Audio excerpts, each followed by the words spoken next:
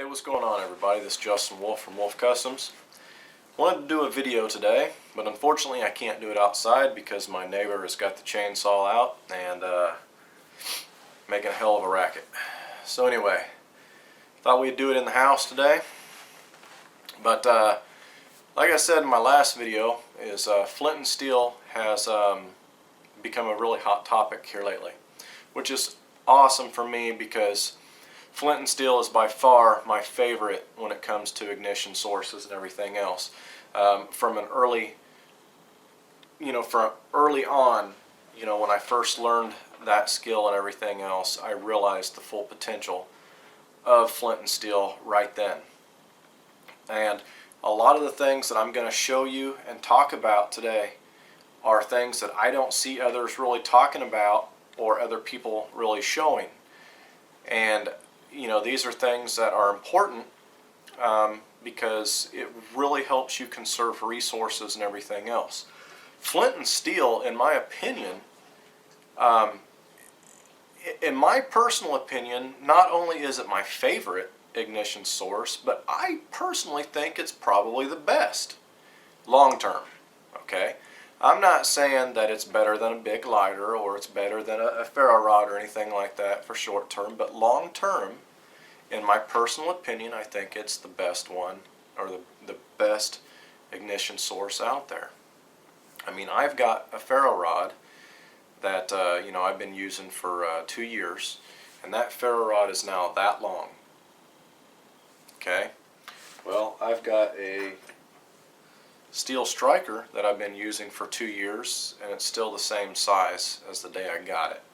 So these things don't wear down like a lot of people imagine in their heads that they're going to. But don't misunderstand when I say that it's the best one out there. It's the best one for me, okay? A lot of people like their ferro rods and their big lighters and everything else, and that is A-okay. You pick what's best for you and you use it. But anyway, enough rambling. Let's get into this little flint and steel thing and show you what I'm talking about. Alright, so everybody knows the different materials that they can use for charring, okay? Everybody knows 100% cotton, punk wood, different funguses, all kinds of different tinders out there. And everybody knows that my personal favorite is charred punk wood. I don't really use char cloth a lot, and it's simply because I don't like cutting up my clothes. I don't like cutting up items that I need to wear in order to char my material when I can find it in nature. But I absolutely understand why a lot of people choose to use char cloth and things like that, because it's a lot easier. You can get an ember a lot easier. So let's start with char cloth. I see a lot of people cutting up 100% bandanas, t-shirts and everything else.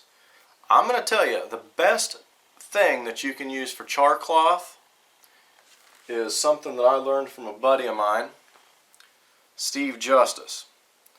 And that is a wash rag, 100% cotton wash rag. These are very thick, okay? When you char this down, you don't get that little flimsy char cloth. You get nice char cloth, okay? Char cloth that doesn't break up ultra easy and all that good stuff. And as far as getting an ember on one of these things, it's very, very simple as well. Just like that. Put that out real quick. Let's do it again, shall we? One strike. There you go. Best char cloth I've ever found. Okay? Now, the other one that's big and popular is lamp wick. Okay, lamp wick works fantastic. But do you know what else works just like lamp wick? Your wash rag. See that?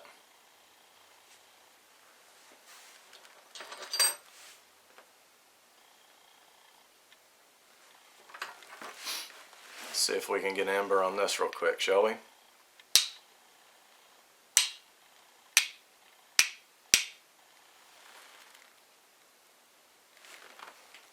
Just like that.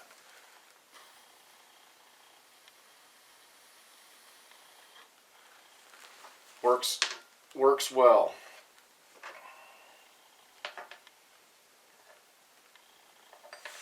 But again, you've got to cut up these wash rags and stuff like that, and you will get killed by your wife if you just grab it and you don't ask, like I do all the time. So I'm hoping that she's not going to actually wash this because I didn't ask her permission. So that is why I choose punkwood. I mean, punkwood works just as easy once you get the hang of it and everything else and understand what true punkwood is and all that good stuff.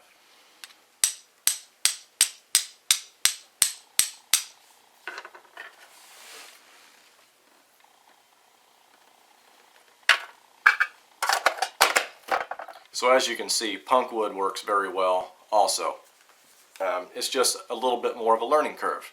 Like I said, char cloth, knocking the ember up onto it is easy compared to throwing sparks into your tinder. Now, the other thing is when you're using char cloth, you'll notice that your stone is in your whichever hand is not your dominant one, that's where you're going to hold your stone. Your striker is in your dominant hand, okay? And you're striking downward with your striker, okay? Trying to flip sparks up onto your stone where you're holding your charred material. But if you're throwing sparks into your tin, you're going to reverse roles, okay? You're going to hold your striker in this hand and your stone in your dominant hand, and you're going to strike with your stone, okay, downward into your material. So there's two different ways to actually use this. There's more than that, but these are the two main ways to really use your striker. Okay, so talking about using your striker and everything else, there's multiple different kinds of strikers out there. You know, you've got your more traditional ones where you see everybody hold them like this. I like the looks of these strikers. I love them. The problem that I have with these strikers is people do that. There's really nothing wrong with that. If that's how you want to use your striker, it's your striker. Use it however you want. The thing that I have a problem with is if you miss with your stone, those things are sharp. You miss, you lay your knuckles wide open. Everybody that's worked with flint and steel has done that. And when you do it, it sucks. It hurts. Okay? So even a steel like this, I typically hold just like that. I don't really cup it around my hands too much. I better retemper that thing. Anyway, so like with a monkey tail or whatever, you know, I close it off so that way it forces somebody to hold it out here. Now, if you're looking for a striker that is cheap but works very well, it's these guys right here. These guys, I think you can get from a place called a TCD Forge, and they have them for I think around $5 and comes with a nice piece of flint. They're ugly, they're nothing special to look at, but they throw really good sparks. I mean, they throw absolutely great sparks. The other thing is when people get worried about wearing their side down. That's going to take forever to wear that down. But on this one, if it does, well, you just flip it over. You got two sides. So, something to think about. Alright, so what about your rocks? Alright, which ones are going to work, which ones are not? Everybody, you know, when they first get started, have a hard time understanding, you know, how to identify flint and chert and everything else. Once you actually figure it out, it's very simple. You know, I mean, it's you can kind of just glance down at the ground, see a rock, and you can automatically know whether or not that rock is going to work.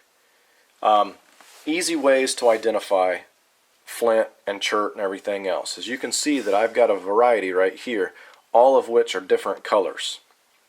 But they all have similar characteristics.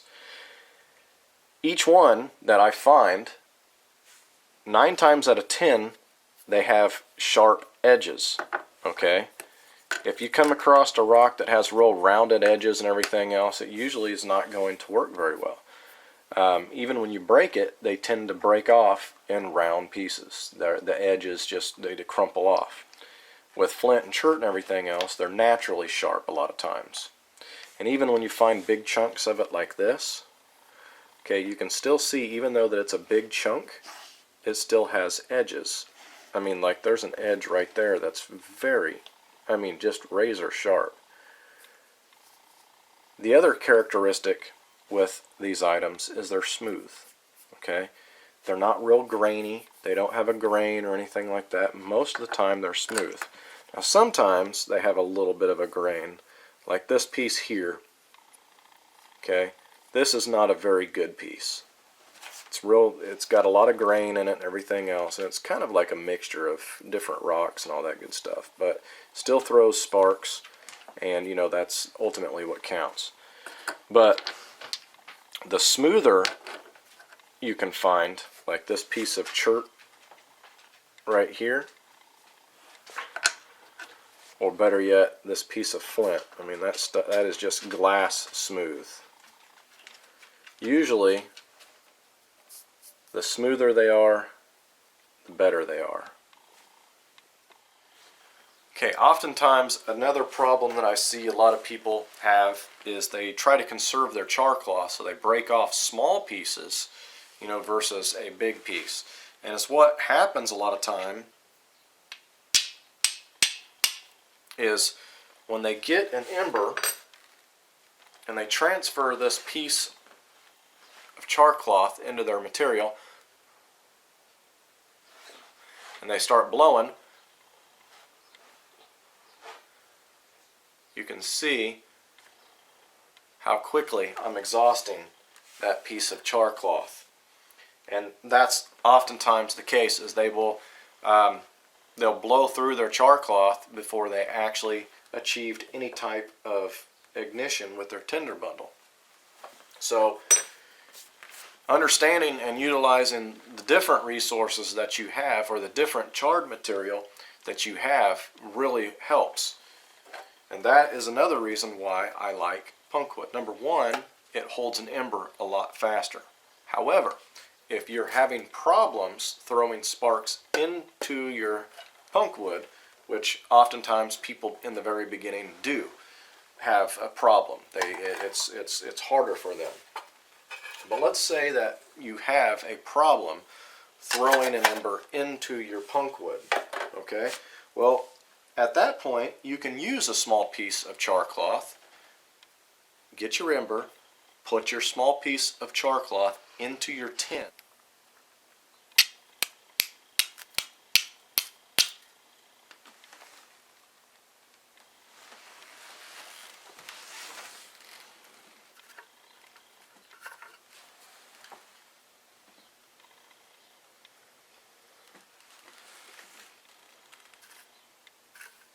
Now here's our char cloth, and you can see we've got multiple embers going in our punkwood as well.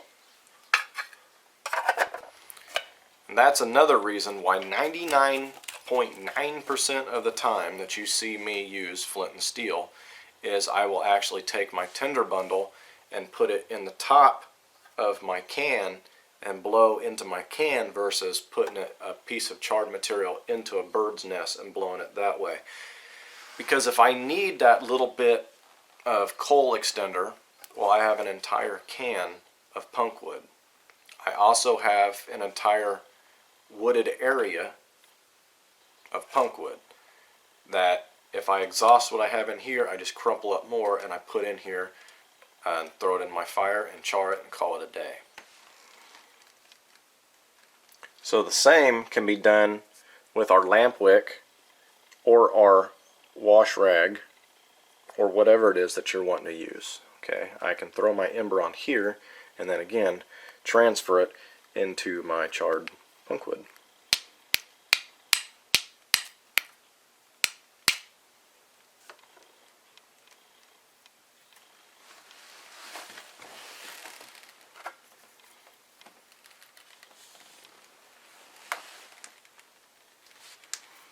Then I can smother that out, keep that for later, and use that. So at the end of the day, it really doesn't matter what method we go with, as long as we achieve our goal, and our goal is fire, right? So, I mean, it doesn't matter if you put your char cloth on your stone,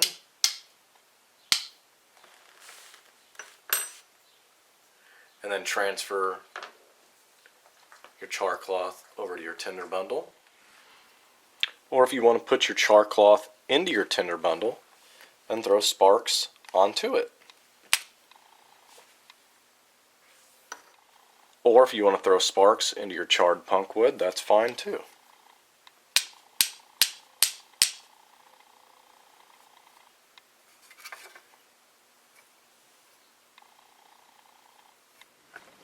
Because this is the only thing that really matters.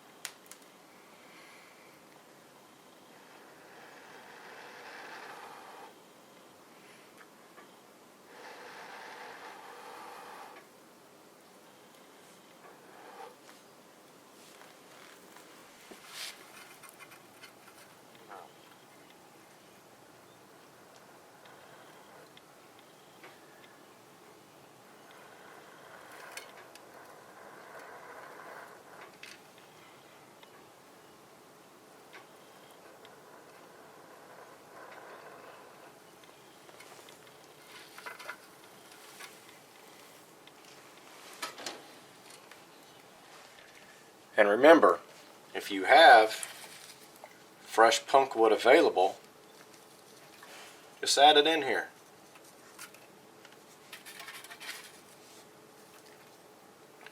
Because as this mixes and it gets intertwined with all that, and as you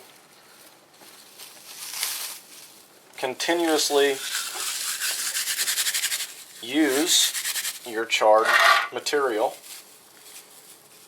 blowing fire to life and everything else, the material that you add in here will eventually char as well.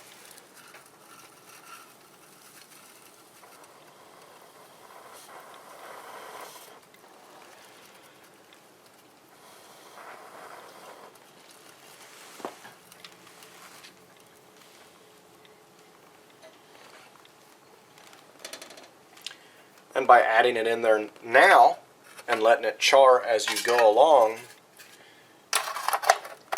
you don't have to add this into the fire quite as often. So that's the reason why I always will choose flint and steel for my primary ignition source, even in a long-term situation, or especially in a long-term situation. I've never burnt through a steel striker, ever. I've burnt through ferro rods, and I've went through countless numbers of big lighters and everything else. But like I said, I've never burnt through one of these things. can always find, different flint and rock, chert, and everything else that's going to throw sparks. Even in an area like mine, I don't have chert and flint in my area. Is where I have to get my chert from is from a railroad track. I'll go and I'll look and I'll find it and everything else. But there are still small pieces of quartz and everything else that I can use. Even pebble size rocks I have found. I can break them and I've thrown sparks off of them. So most areas you can still find things like that. One of the things that a lot of people are going to say is, what about in wet and damp conditions and everything else? And that's true. I mean, damp conditions and wet conditions are always going to plague us when it comes to starting fire. That's just the truth of it. Having, fat wood and everything else in your kit is an absolute must. And it just kind of goes hand in hand with things like this. I've shown in past videos, I think it's called How to Conserve Your Ferro Rod or something like that. And in that video I pointed out how even in damp conditions or wet conditions, flint and steel can actually be utilized to help you dry out your material as you blow it to life. Especially if you're blowing from a tin. Okay, this whole tin is full of punk wood. So as I blow into this, I ignite that whole coal bed. Okay, that's basically what I'm doing, is I'm creating a coal bed inside here. So even with my tinder bundle being damp, okay, I will dry it out from the heat of my coal bed as I blow, and it will ignite. I have shown that in past videos. Well guys, that's about it. Hope you guys have enjoyed it, and for all you guys out there that are just starting in flint and steel, be careful, because it is very addictive. And once you achieve it once, you're gonna start wanting to work with it a lot. Next thing you know, you'll have 20 or 30 different strikers and a bucket full of flint and everything else. You get out of control. That's all there is to it. The only bit of advice that I can really give you guys is just be careful with holding your striker like this. Laying open a knuckle is no joke, especially if you're out in God knows where. The other safety warning that I will give you is, don't make the same mistakes I make.